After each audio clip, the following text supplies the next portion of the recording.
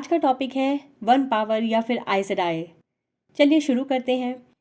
The wheel of time में one power एक special शक्ति है। इस वन पावर को 5 एलिमेंट्स मिलकर बनाते हैं। पहला है अर्थ। अर्थ फिजिकल दुनिया यानी ज़मीन से रिलेटेड है। इस एलिमेंट का यूज़ अलग अलग तरह के मैजिकल कामों के लिए किया जाता है, जैसे कि ज़मीन को हिलाना, जगह को बदलना या खुदाई के कामों में हेल्प करना। बेसिकली अर्थ एलिमेंट का इस्तेमाल जो है वो प्रोटेक्शन शील्ड बनाने में होता है। इसका दूसरा एलिमेंट है हवा। ये एटमॉस्फेयर या गैसेस से रिलेटेड होता है। इस एलिमेंट का यूज़ हवाओं को घुमाने, उसका रुख बदलने या उसे स्टेबल करने के लिए किया जाता है। साथ ही इसका इस्तेमाल दुश्मनों को उड़ाने के लिए भी होता है। इसका यूज़ छोटे शिप से ट्रैवल करने के लिए करते हैं। थर्ड एलिमेंट है फायर। ये एलिमेंट गर्मी और स्पीड से रिलेटेड है। इसका यूज़ करके आग को कंट्रोल किया जाता है और उससे आग का गोला भी बनाते हैं। इसका इस्तेमाल गर्मी को बढ़ाने के लिए भी होता है, ख़ास तौर से वॉर के टाइम। इसका फोर्थ एलिमेंट पानी है। ये लिक्विड से रिलेटेड है। इसका यूज़ पानी के रुख को बदलने, लिक्विड को रोकने में होता है। इससे फिजिकल डिजीज़ को भी ठीक किया जाता है। इस एलिमेंट से मेडिकल ट्रीटमेंट भी होता है। इसका यूज़ करके बारिश की जा सकती है। इसका लास्ट एलिमेंट है आत्मा। आत्मा एलिमेंट में लाइफ और डेथ आती है। इस एलिमेंट का यूज़ मेडिकल ट्रीटमेंट और बीमारियों को दूर करने के लिए किया जाता है। इससे जादुई तरीके से कांटेक्ट बनाया जाता है। स्पिरिट एलिमेंट का यूज़ अक्सर पावर्स को ठीक करने और उसे सुधारने के लिए होता है। द व्हील ऑफ टाइम में वन पावर का बहुत ही इंपॉर्टेंट रोल है। हर एक चैनलर यानी जो वन पावर का इस्तेमाल कर सकती है, इन पांचों एलिमेंट को अलग अलग तरीके से कंबाइन करके इस्तेमाल करती है अपनी जादुई शक्तियों को दिखाने के लिए। ये 5 एलिमेंट वन पावर के इंपॉर्टेंट हिस्से हैं। The wheel of time series में वन पावर एक तरह की ताकत है। ये रोशनी, जादू, ट्रैवलिंग और सिंपैथी जैसे अनेक कामों में हेल्प करती है। इस ताकत को मर्द और औरत दोनों यूज करते हैं। इसमें औरतों को आइस डाई और मर्दों को सेडेन यूजर कहा जाता है।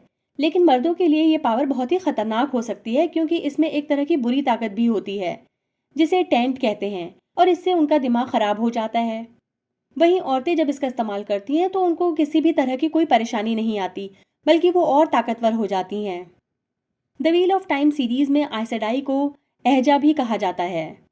इनकी 7 कम्युनिटीज़ हैं, जिन्हें उनके काम, ड्यूटी और एम के बेस पर डिवाइड किया गया है, और ये एक दूसरे को बहनें कहती हैं। इनके आपस में चाहे कितनी भी मनमुटाव हो, बट जब आइस डाई की रिस्पेक्ट की बात आती है तो ये एकजुट होकर खड़ी हो जाती हैं। ये जितने भी आइस डाइज हैं उनके अपने पर्सनल वार्डर होते हैं, जो अपनी आइस डाई से कनेक्टेड होते हैं। यानी अगर किसी आइस डाई की मौत हो जाए तो वो ज़्यादा दिन जिंदा नहीं रह पाते, वो अंदर से टूट जाते हैं। इनकी पहली कम्युनिटी है ब्लू एजा। इस ग्रुप में तकरीबन 100 औरतें हैं। ब्लू एजा का मेन पर्पस कॉजेज और जस्टिस की तलाश करना है। ये generally social justice, human rights और फ्रीडम जैसे मुद्दों के पक्ष में खड़ी होती हैं। ये लोगों की हेल्प करती हैं और उनका साथ देती हैं, ख़ास तौर से उनका जो सच्चाई और न्याय के लिए लड़ते हैं। ये सेक्युलरिज्म को प्रोटेक्ट करने का भी काम करती हैं। ये किसी भी तरह की प्रॉब्लम को सुलझाने में एक्सपर्ट होती हैं। ब्लू एजा के मेंबर्स बेसिकली सपोर्टर और स्कॉलर होते हैं। ये अपना काम बहुत ही ईमानदारी और फेयर तरीके से करते हैं। अब बात आती है ग्रीन एजा की। एक्चुअली इनके मेंबर्स बहुत ही अच्छे वॉरियर्स और फाइटर्स होते हैं।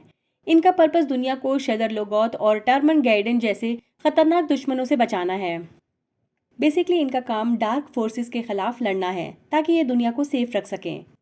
तीसरा है वाइट एजा। इस ग्रुप में कम से कम 80 औरतें हैं। इसमें जो भी मेंबर्स होते हैं उनको साइंस में बहुत ही इंटरेस्ट होता है। ये बहुत ही नॉलेजेबल हैं और दूसरों को एजुकेशन प्रोवाइड करते हैं। ये हमेशा लॉजिकल बातें करते हैं और डिबेट करने में माहिर होते हैं। ये डिफरेंट शास्त्रों को भी स्टडी करते हैं, लेकिन ये हमेशा स्पिरिचुअल या रिलीजन रिलेटेड इश्यूज से दूर रहते हैं।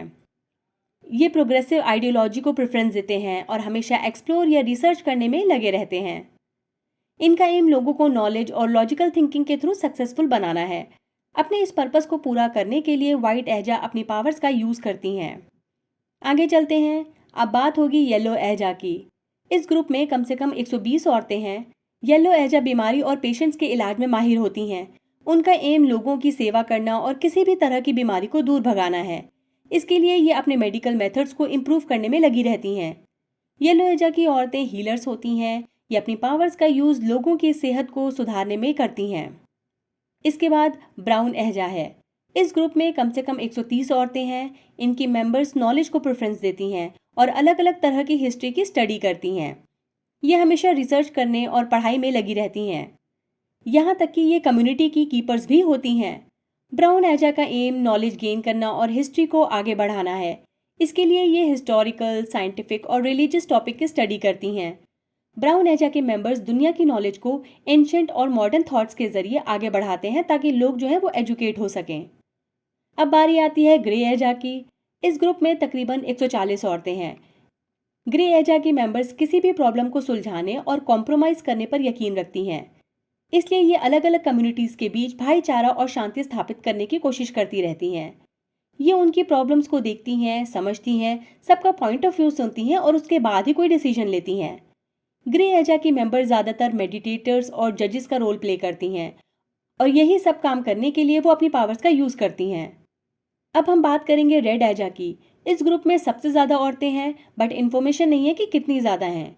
रेड एजा का काम है जितने भी औरतें या मर्द हैं जो वन पावर का गलत यूज़ करते हैं, या फिर हम ये भी कह सकते हैं कि अगर वो डार्क वन के साइड होना चाहते हैं तो रेड एजा अपनी पावर्स का यूज़ करके उन लोगों की पावर्स छीन लेती हैं। बेसिकली वो पावर्स की एडमिन होती हैं। एक और एजा है सिल्वर एजा, बट उसे शो में अभी तक नहीं दिखाया गया और इवन बुक्स में भी उसके बारे में ज़्यादा कंटेंट अवेलेबल नहीं है। पर मैंने सोचा इसके बारे में भी थोड़ा बता ही दूँ। इनका काम बेसिकली जितने भी डिप्लोमेटिक काम होते हैं उनका सोल्यूशन निकालना है। हर एजा अपने एम और धर्म यानी अपने काम के लिए डेडिकेटेड होती है और उनका सोसाइटी में बहुत नाम है। आइसेडाई का main centre the white tower है जो टारवेलॉन शहर में है। ये जगह आइसेडाई की ट्रेनिंग और एजुकेशन के लिए यूज़ की जाती है। यहाँ इन्हें वन पावर का इस्तेमाल और काम के प्रति डेडिकेटेड होने की ट्रेनिंग मिलती है। जितने भी आइसेडाई हैं वो यहाँ ओथ लेती हैं कि वो अपना काम पूरे ईमानदारी से करेंगी और कभी झूठ नहीं बोलेंगी। खैर, झूठ तो हमें भी नहीं बोलना चाहिए। मैं इसके लिए पूरा समर्थन करती हूँ। आपका क्या कहना है? मेरा ये वीडियो आपको कैसा लगा कमेंट सेक्शन में ज़रूर बताइएगा और अगर पसंद आया हो तो सब्सक्राइब ज़रूर करिएगा। मेरे चैनल अभी न्यू है तो इसे मोनेटाइज करने के लिए मुझे आपकी ज़रूरत है। बाय और देखने के लिए थैंक यू।